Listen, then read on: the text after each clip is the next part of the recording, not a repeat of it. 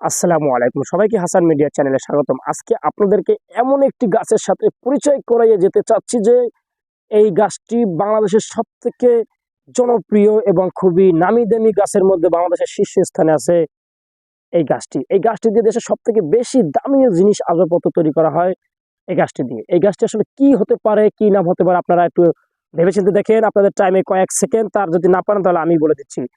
এই যে বাগান দেখতে পাচ্ছেন, এটি হচ্ছে গজালিয়া, চট্টগ্রাম বান্দরবনের যে গজালিয়ার অরেঞ্জ পাড়া রয়েছে, সেই অরেঞ্জ পাড়া আমরা পার্বত্য এই পাহাড়ি অঞ্চলে আসছি।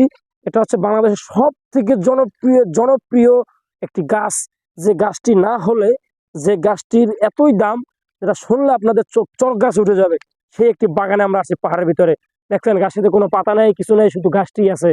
খাম্বা গাছের মতন দেখা যায়। আসলে এটা কি গাছ হতে পারে দর্শক মন্ডলী? এটা হচ্ছে সেই গাছ। গাছটি হচ্ছে সেগুন গাছ। যে সেগুন গাছের কাঠ দিয়ে তৈরি হয় দেশের নাম্বার ওয়ান দামি আসবাবপত্র।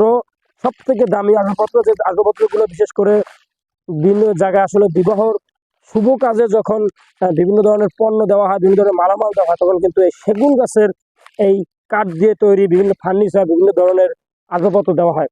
আমরা এখন পাহাড়ের আস্তে আস্তে উঁচুতে যাচ্ছি, দেখানোর জন্য যে আসলে এই সেগুন গাছগুলোর জীবন পরিস্থিতির নিয়ে কিছু কিছু আপনাদের উল্লেখ করবো।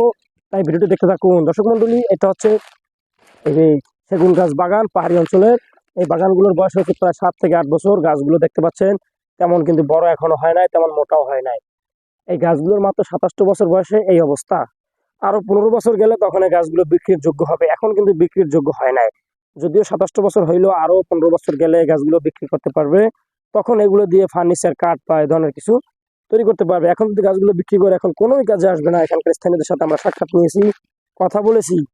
এই সবকিছু জানার পরে আমরা আপনাদের বলতে চাই, এই সেগুন গাছ যারা যারা এই নতুন দেখছেন তারা অবশ্যই কমেন্ট করে যাবেন, আর বন্ধুদের মাঝে শেয়ার করে সবাইকে জানিয়ে দেবেন। এই সেগুন গাছের বিষয়গুলো সবাই একটু দেখুক, আল্লাহর সৃষ্টির অপূর্ব সৌন্দর্য সবার মাঝে তুলে ধরুক, সবাই দেখতে পারুক, এটা আমরা চাই। আর এটা দেখানোর জন্য আসলে আমরা এরকম পাহাড়ের বিভিন্ন জায়গাগুলিতে ছুটে আসছি।